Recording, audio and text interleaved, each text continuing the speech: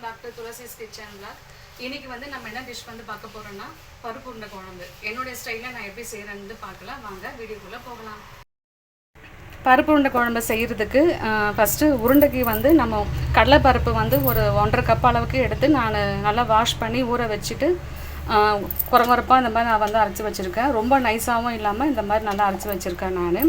இது கூட நான் கீரை சேர்த்து நான் வந்து செய்ய போகிறேன். உருண்டை பிடிக்கிறதுக்கு நான் அரைக்கீரை எடுத்திருக்கேன். அரைக்கீரை வந்து நல்லா வாஷ் பண்ணிவிட்டு இந்த மாதிரி குட்டி குட்டியாக கட் பண்ணி வச்சுருக்கேன். 1 கப் அளவு எடுத்திருக்கேன் நான். இந்த இதுக்கு வந்துட்டு பூண்டு வந்து ஒரு 5 பல்லு பூண்டு, 2 காஞ்ச மிளகா, ஒரு பச்சை மிளகா, அப்புறம் 1 ஸ்பூன் சோம்பு. இது நல்லா இந்த மாதிரி குறகுறப்பாக அரைச்சி வச்சுருக்கேன். 2 வந்து பெரிய சைஸ் வெங்காயம், அது குட்டி குட்டியாக கட் பண்ணி வச்சுருக்கேன். கொத்தமல்லி நான் நிறையா எடுத்திருக்கேன். நான் இது வந்து கொஞ்சம் வந்து ஃப்ளேவருக்காக, இது வந்து குழம்பு வந்து சேர்க்கறதுக்காக. அது இப்போ உருண்டை வந்து ரெடி பண்ணுறதுக்கு இவ்வளோ தான் நமக்கு வந்து வேணும். அடுத்து குழம்பு ரெடி பண்ணுறதுக்கு சாம்பார் வெங்காயம் வந்து ஒரு 20 சாம்பார் வெங்காயம் உரித்து வச்சுருக்கேன். ஒரு வந்து தக்காளி, மீடியம் சைஸ் தக்காளி, 1.5 ஸ்பூன் அளவுக்கு இஞ்சி பூண்டு பேஸ்ட்டு, கொஞ்சம் கருவேப்பிலை, அப்புறம் தேங்காய் வந்துட்டு அரை முடிக்கு பாதி தேங்காய் வந்து நல்லா இந்த மாதிரி மையாக அரைச்சி வச்சுருக்கேன் நான் தண்ணி ஊற்றி. அதுக்கப்புறம் பெருங்காயத்தூள், மஞ்சள் தூள், குழம்பு மிளகாத்தூள். காரம் வந்து நமக்கு எந்த அளவுக்கு வேணுமோ அந்த அளவுக்கு நம்ம வந்து எடுத்துக்கலாம்.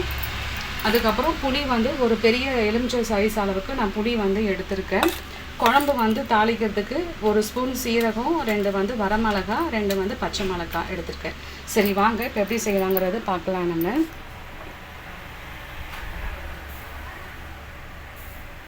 வந்து ஒன்று ஒன்றா சேர்க்கலாங்க. ஃபஸ்ட்டு நம்ம உருண்டை வந்து ரெடி பண்ணி வச்சுக்கலாம். உருண்டை வந்து நம்ம ரெடி பண்ணி வச்சோம்னா அது வந்து வேவற கேப்பில் வந்து நம்ம குழம்பு ரெடி பண்ணிடலாம். ஃபஸ்ட்டு வந்து நான் அந்த சோம்பு, பச்சை மிளகா அதெல்லாம் நம்ம வந்து அரைச்சி வச்சுருக்கோம் இல்லைங்களா, அதை சேர்த்துருக்கேன். அப்புறம் 2 பெரிய சைஸ் வெங்காயம் கட் பண்ணி வச்சுருக்கேன், அதையும் சேர்த்துருக்கேன். அதுக்கப்புறம் கீரை எதுக்காகனா, ஃபஸ்ட்டு பாயிண்ட் வந்துட்டு கீரை வந்து நம்ம பொரியலோ இல்லை வேறு ஏதாச்சும் நம்ம கடையிலோ செய்யும்போது பசங்க விரும்பி சாப்பிட மாட்டாங்க, அதை வேஸ்ட்டு தான் பண்ணிவிடுவாங்க. இந்த மாதிரி வந்துட்டு ஏதாச்சும் இந்த மாதிரி ஒரு டிஷ் வந்து நம்ம செய்யும்போது நம்ம இந்த மாதிரி மறைச்சி கொடுத்தோன்னா அவங்க வேஸ்ட் பண்ண மாட்டாங்க. இது வந்து இன்னொன்று அந்த உருண்டையும் நல்லா கொஞ்சம் சாஃப்ட்னஸ் கொடுக்கும், நல்லா சாஃப்டாகவும் இருக்கும், கொஞ்சம் ஹார்டாக இல்லாமல்.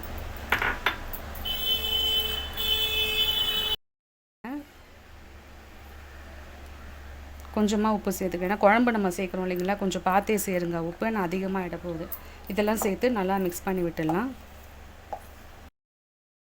உருண்டை ரெடி பண்ணுறதுக்கு ஃபஸ்ட்டு இட்லி தட்டில் வெண்ணெய் நல்லா அப்ளை பண்ணிக்கலாம், அப்போ தான் ஒட்டாமல் இருக்கும்.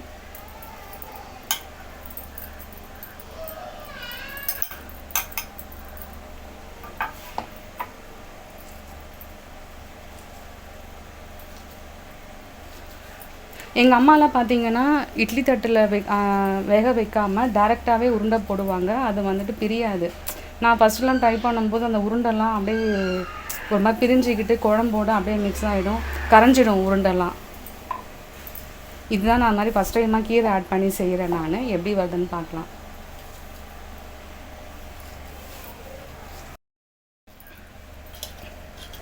எங்கள் பாட்டிலாம் பார்த்திங்கன்னா மிக்சியில் எதுவுமே அரைக்கவே மாட்டாங்க, கையில் அந்த தான் வந்து அரைப்பாங்க. அம்மிலாம் இல்லை, உரலில் தான் அரைப்பாங்க.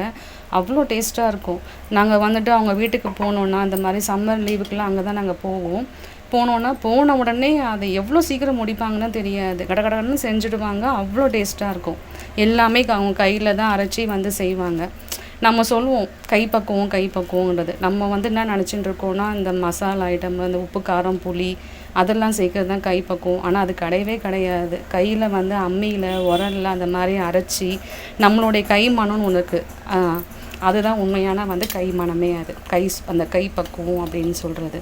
எனக்கு பிடிச்சது பார்த்திங்கன்னா எங்கள் பாட்டியோடைய சமையல் ரொம்ப பிடிக்கும். ஒன்று அவங்க பார்த்து செய்வாங்க. அதுக்கு அடுத்தது எங்கள் அம்மாவுடைய சமையல். இவங்க 2 பேரும் சமையலில் அடிச்சிக்கவே முடியாது. ஆனால் இப்போ எங்கள் பாட்டி இல்லை, ரொம்ப நான் மிஸ் பண்ணுறேன். நான் இங்கே இந்த மாதிரி சமையல்லாம் செய்யும் போதெல்லாம் அவங்க ஒவ்வொரு இன்ஸ்ட்ரக்ஷனையும் கொடுத்துக்கிட்டே இருப்பாங்க, இப்படி பண்ணுங்கள், அப்படி பண்ணுங்கள் அப்படின்ட்டு. அந்த பக்குவம்லாம் வந்து சொல்லி கொடுத்ததே அவங்க தான் எனக்கு. உருண்டைலாம் நம்ம வந்துட்டு ரெடி பண்ணி வச்சாச்சுங்க. இங்கே நம்ம ஆல்ரெடி இட்லி பாத்திரத்தில் தண்ணி வந்து சூடாகிட்டு இருக்குது. நம்ம வந்து தண்ணி சூடு பண்ணாமல் டைரெக்டாக வச்சோன்னா உருண்டை வேகிறதுக்கு ரொம்ப டைம் எடுக்கும்.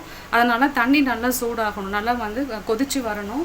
இப்போ வந்து நம்ம உருண்டை பண்ணி வச்சதில் இங்கே வந்து நம்ம அவிச்சு வைக்கலாம், வேக வைக்கலாம். ஒரு 10லேருந்து 15 நிமிஷம் வந்து வெந்தால் போதும். ஒரு மீடியம் ஃப்ளேமில் நான் வைக்கிறேன். இது வந்து வேகிற கேப்பில் வந்து நம்ம குழம்பு தாளிச்சிடலாம்.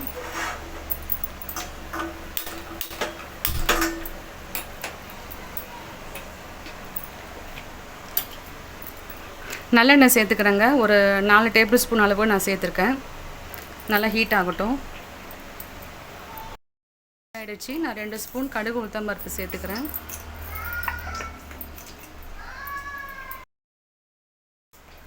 இப்போ நம்ம வந்துட்டு சீரகம், காஞ்ச மிளகாய், பச்சை மிளகாய் இதையும் சேர்த்துக்கலாம்.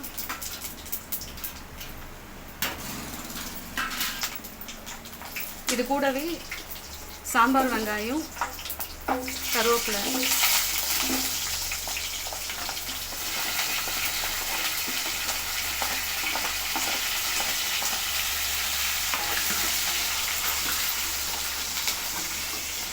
நல்லா வதங்கட்டும். சாம்பார் வெங்காயம், வெங்காயத்தூள் கொஞ்சம் சேர்த்துக்கிறேங்க. அதையும் சேர்த்து நல்லா வதக்கிக்கலாம்.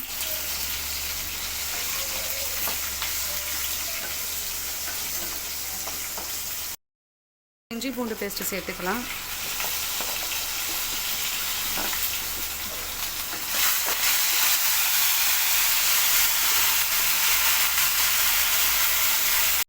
தக்காளி சேர்த்துக்கிறேன். அதையும் சேர்த்து நல்லா வதக்கிக்கலாம்.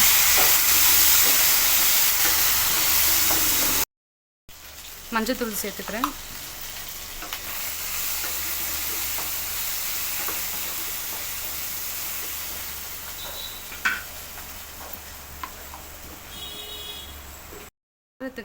குழம்பு மிளகாத்தூள் ஒரு 4 ஸ்பூன் அளவுக்கு நான் சேர்த்துக்கிறேன்.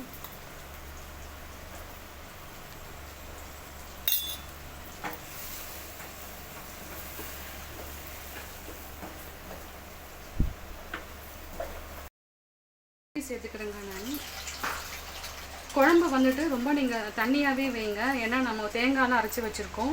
உருண்டை போடும்போது வந்து திக்னஸ் கொடுக்க ஆரம்பிச்சிடும். அதனால் கொஞ்சம் தண்ணியாகவே வந்துட்டு குழம்பு நீங்கள் ரெடி பண்ணிக்கோங்க.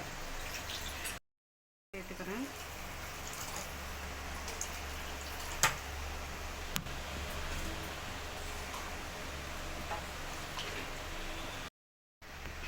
உப்பு சேர்த்துக்கிறேங்க.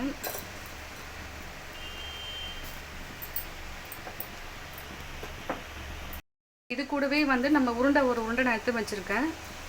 இது சேர்த்துக்கலாம். இது வந்து கொஞ்சம் திக்னஸ் கொடுக்கும். அதுக்காக அதுவும் இல்லாமல் கொஞ்சம் டேஸ்ட்டும் எக்ஸ்ட்ரா இருக்கும்.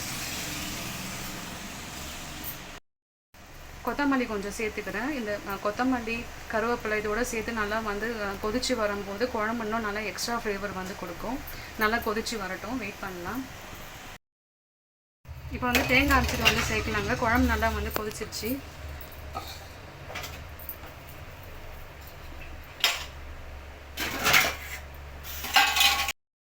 உருண்டையாக ரெடி ஆகிடுச்சுங்க. அதையும் சேர்த்துக்கலாம்.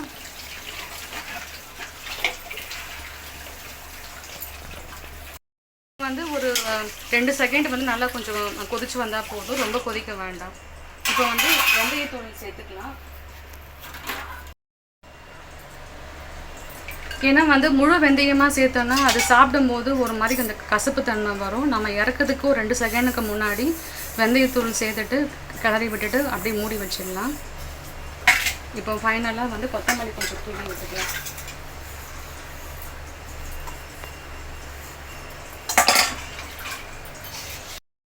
அவ்வளோதாங்க, உருண்டை குழம்பு சூப்பராக ரெடி ஆகிடுச்சு.